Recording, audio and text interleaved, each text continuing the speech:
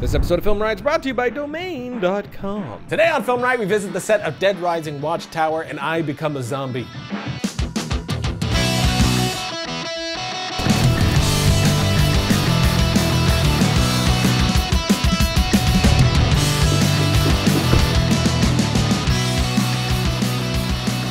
Welcome to FilmRiot, the show that takes mystery out of the effects techniques, going to some of your favorite Hollywood films. I'm your host, Ryan Conley, and a few months ago, I was lucky enough to get out to the set of Dead Rising. I love being on set, watching other talented people do their thing. It's always interesting and educational, so I decided to bring my camera along for this one so you guys would be able to check it out, too. First up, when I got on set was to find Tim Carter, the writer and producer of the project, and Zach Klifowski, the director. They asked if I wanted to be a zombie, and yes, I did in fact want to be a zombie, but then warned them that they should probably put me in the back because I'm better behind the camera than in front. So they threw me in the makeup chair to get all zombified with the crazy talented Cindy Barlow, who is easily one of the nicest humans I have ever met. What I was so impressed with was how effective she was with so little. She basically just put white paint on my face, darkened some areas, added a look of veins with a bluish pen, and then some blood. Then it all came together with the contacts, which I do have a mild phobia of putting things in my eyes, so I was half panicking on the inside while that was happening.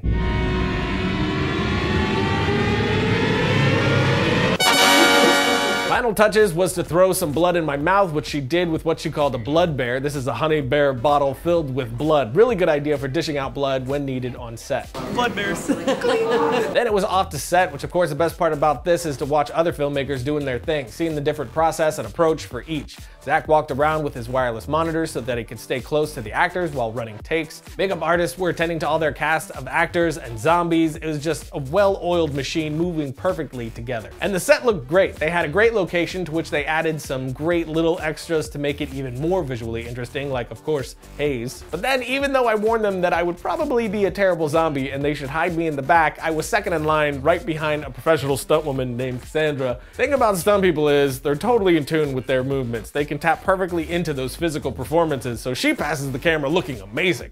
The next in line to get me, Pimp Zombie.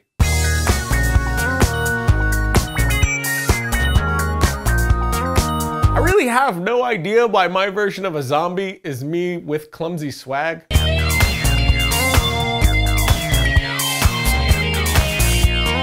But I'm sure it looks good in camera, at least that's what they were telling me, which is something that I love. Things that look ridiculous in person can often look amazing in camera with the right lighting, framing, and movement, and the opposite is true too. Things that look amazing in person can look like garbage in camera. Things with speed is usually a good example of that. But anyway, to finish off my zombie performance, which, I mean, is pretty legendary if we're being honest.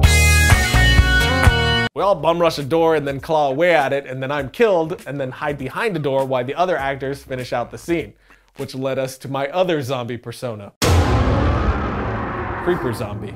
Then more delicious blood bear, another take, more Creeper Zombie, and after that, I get unzombified and was just an observer. Watch them create a bunch of custom assets using compressed air to launch blood and body parts in front of a green screen, and a dude getting torn up by a zombie horde.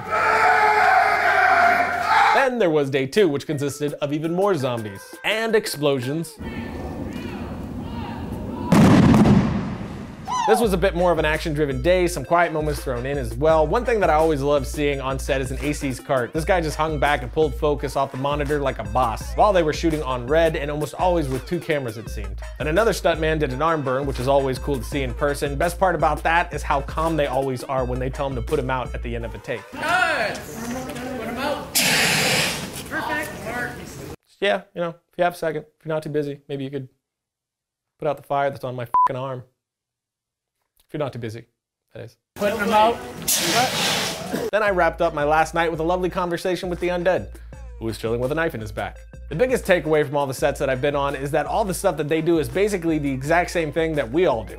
The only difference is the amount of people and toys and locations, but the techniques are basically the exact same, which is really encouraging. All these techniques and all the approach to telling the story is not budget specific. It's all the same thing. So going out and making as much stuff as you can as often as you can really is a great education. Learning by doing with whatever you have right now. So when the big boy toys finally come along for us, we're ready for them. Are you a budding filmmaker? No. Innovator? No. Entrepreneur? None of these things.